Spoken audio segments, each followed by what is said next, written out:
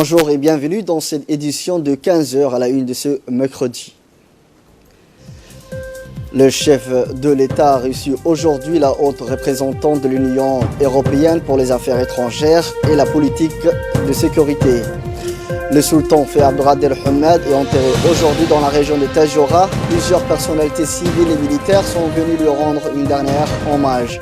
Dans l'actualité internationale, Theresa May a proposé jeudi aux parlementaires britanniques un nouvel accord de Brexit qui inclut la possibilité de voter sur la tenue d'un second référendum sur le maintien temporaire dans une union douanière. Le président de la République, son Excellence Ismaël Omar Guelleh, a reçu aujourd'hui la haute représentante de l'Union pour les affaires étrangères et la politique de sécurité et vice-présidente de la Commission, Mme Mogherini. Les discussions ont porté sur les dynamiques politiques dans la Corne de l'Afrique, les questions liées à la mer Rouge et à l'intégration économique régionale, mais aussi les changements profonds que connaît cette partie de l'Afrique. Le président Guelleh et Mme Mogherini ont eu un échange de vues sur cette nouvelle donne qui offre des opportunités pour accélérer l'intégration économique et renforcer la coopération régionale entre les pays de la Corne de l'Afrique. Le président Guelleh et la haute représentante sont ensemble à la conclusion que pour y parvenir, il est important que ces processus soient inclusifs et que la participation de tous les pays est essentielle pour garantir un succès sur le long terme. L'impact des dynamiques autour de la mer Rouge et le golfe d'Aden sur la stabilité dans la Corne de l'Afrique a été aussi à l'ordre du jour. Les enjeux auxquels la région fait face nécessite une plus grande solidarité. Le président de la République et Mme Mogherini ont souligné qu'il y avait un intérêt conjoint à promouvoir des approches collaboratives et inclusives visant à promouvoir le commerce, le développement économique et la stabilité dans la région. On prépare à cette rencontre, outre le chef de la diplomatie, le ministre de l'Agriculture, M. Mohamed Ahmed Awale, l'ambassadeur de Djibouti en Belgique, Omar Seïd, le directeur du département des relations multilatérales des affaires étrangères, M. Guelleh Idriss Omar Guelleh, le secrétaire général de la présidence, Mohamed Abdullahi Waïs. La haute représentante de l'Union européenne s'est dit très heureux de l'accueil réservé à son honneur. Elle a témoigné la très bonne coopération existant entre l'Union européenne et la République de Djibouti.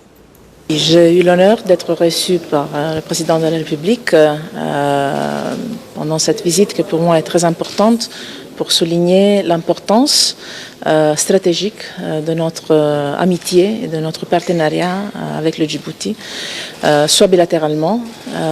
Nous soutenons comme Union européenne le peuple et les autorités du pays dans un moment compliqué, dans une région difficile, avec un soutien sur le côté de la coopération au développement, le travail pour l'eau,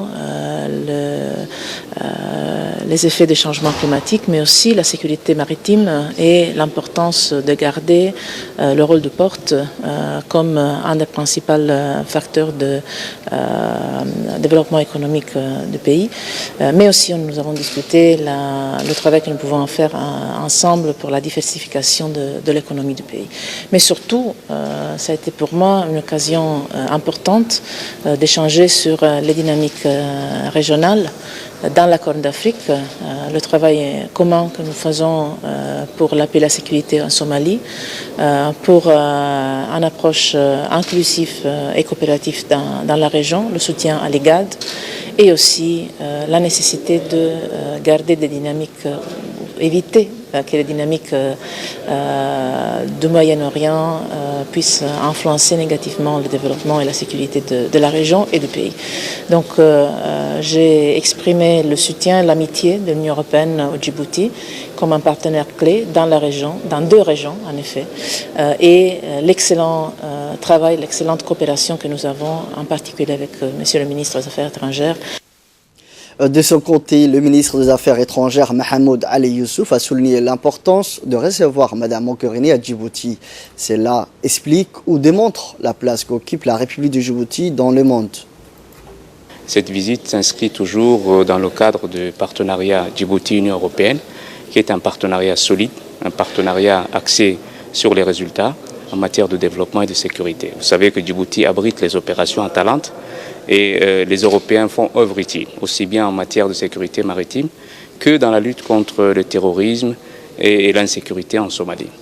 Et nous avons également évoqué avec Mme Mogherini les questions de développement. L'Union européenne soutient beaucoup les projets de développement à Djibouti, notamment le dessalement, qui est financé sous forme de dons par l'Union européenne, mais également la décentralisation, qui est un programme très important et qui a l'attention du président de la République. Et l'Union européenne continue à accompagner Djibouti sur la voie du développement. Je crois que sa visite vient un petit peu consacrer tous ces efforts et nous pensons que ce partenariat va se poursuivre. L'Europe a ses propres défis sur le continent, mais l'Europe a également des responsabilités et les Européens ont compris cela depuis très longtemps. Et ces responsabilités, nous essayons de les assumer ensemble. Aujourd'hui, Mme Mogherini a fait une tournée dans la Corne de l'Afrique pour d'abord porter un message, d'abord de solidarité de l'Europe avec les pays de la Corne, un message de disponibilité. Je crois qu'il ne faut pas minimiser cette visite qui est très très importante.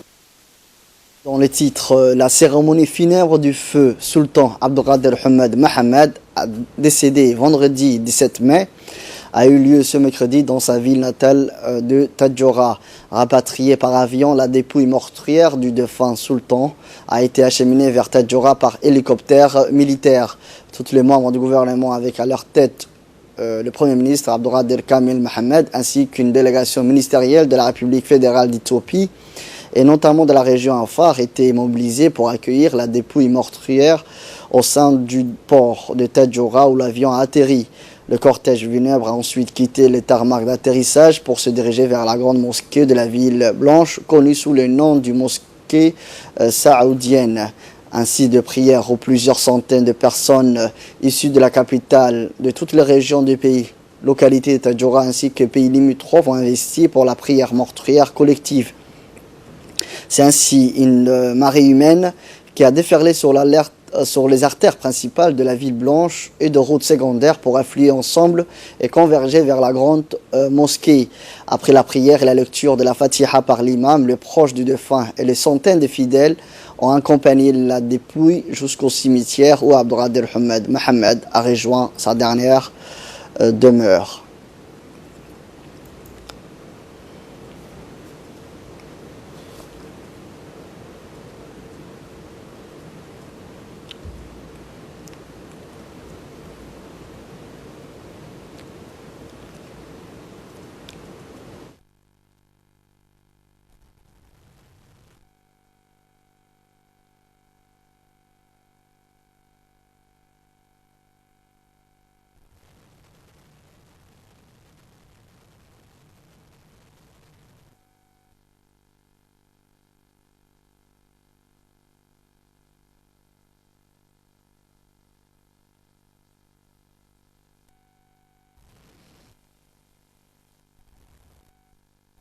Voici à présent son portrait. Elle a été préparée par Abdurrahman Shibashi. Le sultanat de Tadjoura est l'une des plus anciennes institutions d'Afrique. Le sultanat s'est refondé au XIVe siècle.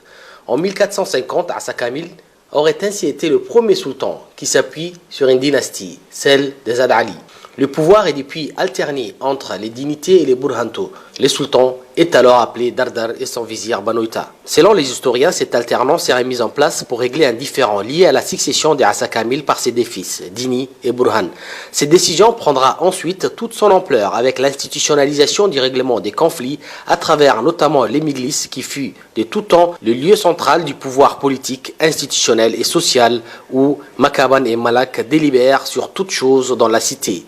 Les Dardar demeurant l'autorité morale suprême car ils puisent le pouvoir de son tambour royal, les Dinkara. Ainsi, c'est de cette lignée, et notamment des Burhanto, que le défunt Dardar est issu. Né en 1937 à Tadjoura, fils du sultan Hamed et petit-fils du sultan Mohamed, il était, dès sa naissance, destiné à assumer cette fonction. En attendant, il sera recruté en 1961 comme administrateur au palais du gouverneur. Mais son père va décéder une année plus tard, et le jeune Abdelkader est naturellement appelé à lui succéder en tant que vizir du sultan Habib, une fonction qu'il occupera pendant un peu plus de 20 ans. En septembre 1983, le sultan Habib décède. Comme le veut la tradition, une période de 2 ans doit être observée, une période pour faire le deuil du défunt sultan. Finalement, c'est le 8 avril 1985 que Feu Abdelkader Ahmed sera intronisé sultan de Tadjoura. La cérémonie est grandiose, elle a rassemblé tous les Debne Kouirima, autrement dit les tribus affiliées au sultanat de Tadjoura, mais aussi des autres personnalités de Djibouti et des pays limitrophes. Selon la tradition, l'intronisation du sultan de Tadjoura commence par l'égorgement d'un taureau, dont la peau est ensuite utilisée pour fabriquer le dinkara, ou le tambour qui incarne la sacralité du pouvoir du sultan. C'est ce même tambour qui a été transpercé dès l'annonce du décès du défunt sultan Abdelkader Ahmed le vendredi 17 mai 2019 pour signifier la fin de son règne. Notre équipe de la radio-télévision de Djibouti sont aujourd'hui dans la localité de Daspio. Cette localité s'est distinguée par les autres par son nombreux projets de l'agriculture qui ont vu le jour et qui sont devenus une source de bonheur pour ses habitants. Cette localité est également connue par ses potentiels sites touristiques. Voici un reportage de la rédaction, commentaire de Ahmed Ahmed. Village médiéval, Daasbio a traversé les âges et reste aujourd'hui une des cités encore en vie alors que toutes ces pierres de ces temps révolus ne sont plus que mines et font l'objet de recherches archéologiques. Quel est son secret ? Nous allons le découvrir dans ce reportage inédit et allons retracer l'histoire de la plus ancienne cité de cette contrée. Daasbio, à travers les âges, c'est un reportage de la rédaction, des images de Mohamed Chehem. Daasbio, hier jusqu'aujourd'hui, reste une énigme de l'histoire, une exception des cités anciennes qui a réussi à traverser les temps et à chaque fois échappe de peu à l'oubli. Son histoire commence avec Zeila, l'un des premiers ports sur cette côte qui va servir de tête de pont aux marchands venant du Yémen, de l'Inde et d'ailleurs. Un port qui va se tourner également vers l'export et monopoliser ainsi le commerce régional pendant de nombreuses décennies.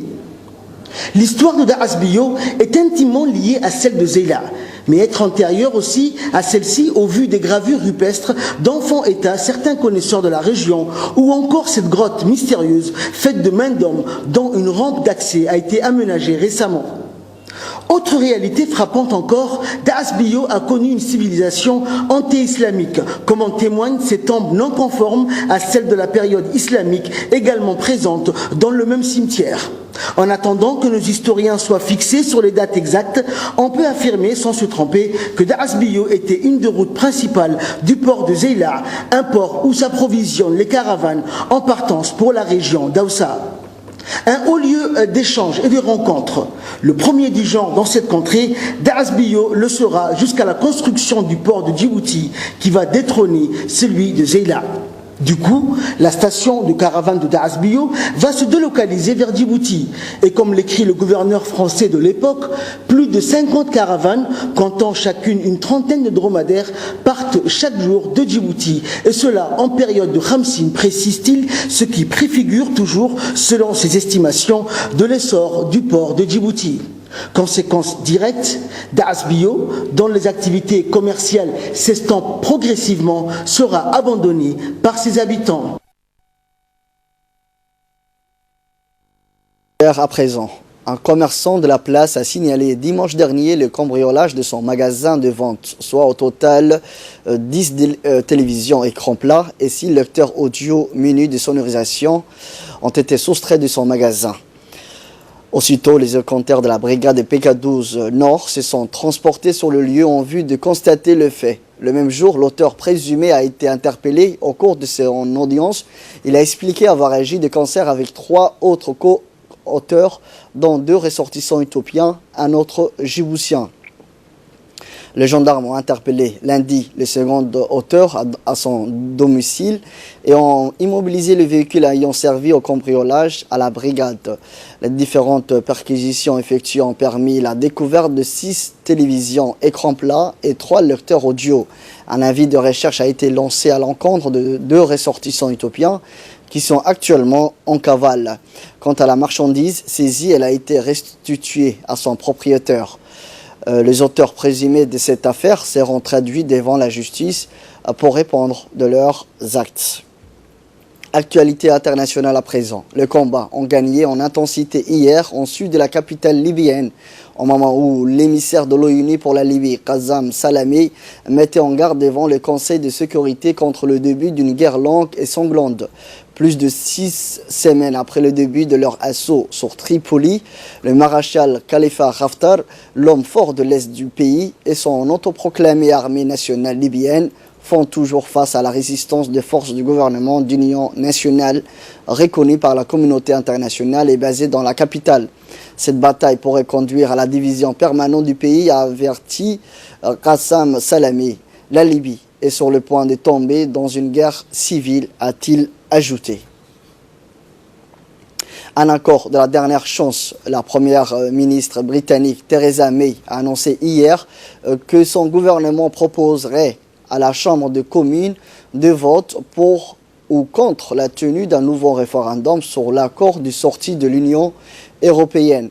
Cette disposition sera incluse dans un nouvel accord sur le retrait intitulé Withdrawal Agreement Bill, que la première ministre compte soumettre aux voix des députés dans la semaine du 3 juin.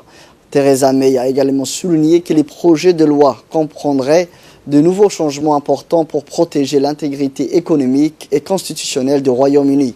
La première ministre a échoué par 3 fois à faire adopter par les communes son projet d'accord de retrait conclu avec l'Union européenne en novembre 2018.